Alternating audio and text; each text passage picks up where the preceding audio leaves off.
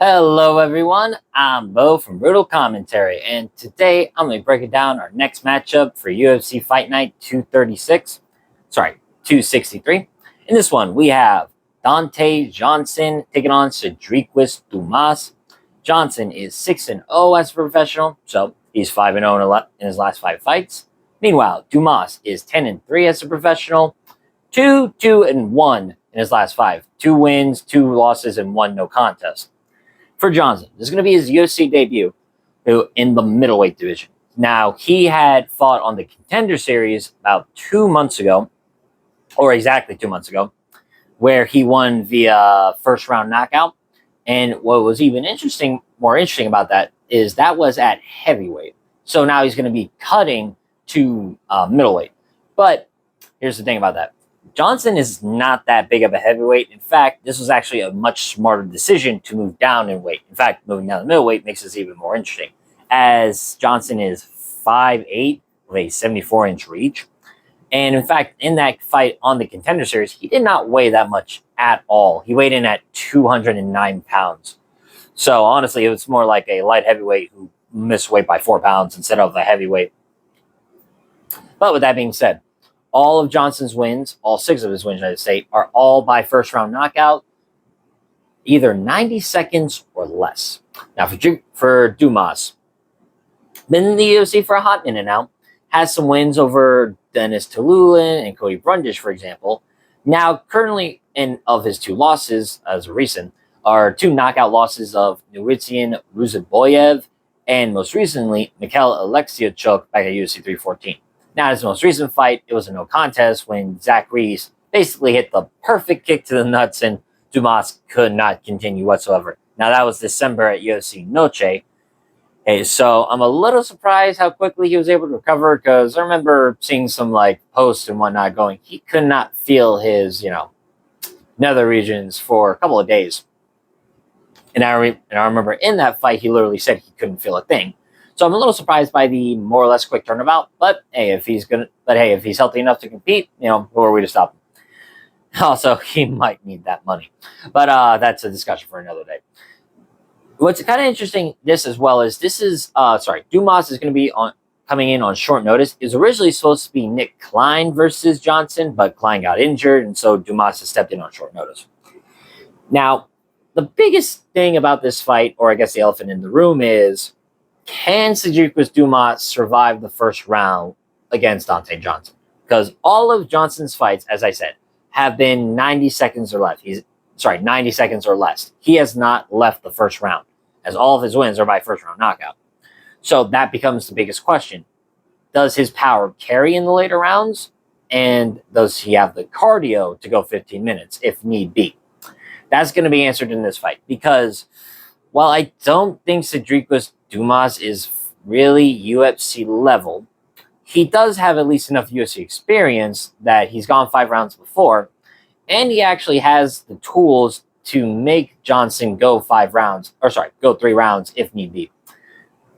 As one of the biggest things you'll notice is the disparage in height and reach. As Dumas is 6'2" with a 79-inch reach, he seems like he's going to be the taller man in the cage. Now, I don't think he's going to be the overall bigger and stronger fighter. I still think Johnson is, as he's kind of like Torres Finney. He's going to be a very short, compact middleweight. I mean, he was that at heavyweight. So I undoubtedly think he's going to be that middleweight. Now, of course, there's also another subsequent question. How will the weight cut to 185 pounds go for Johnson? Now, that's something, that can only be answered once we see him on the scales. And all I can speculate is that the weight cut should be good. I think this will be more of his natural weight class, and he's not having to, pack in a bunch of muscle to make 205, to make heavyweight. So I do think Johnson should be good with the weight cut, but again, this is all speculation on my part until we actually see him on the scales.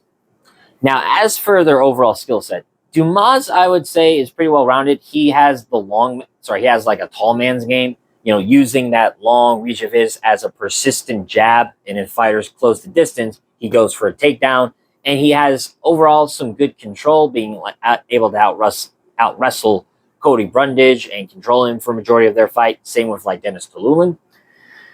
Excuse me.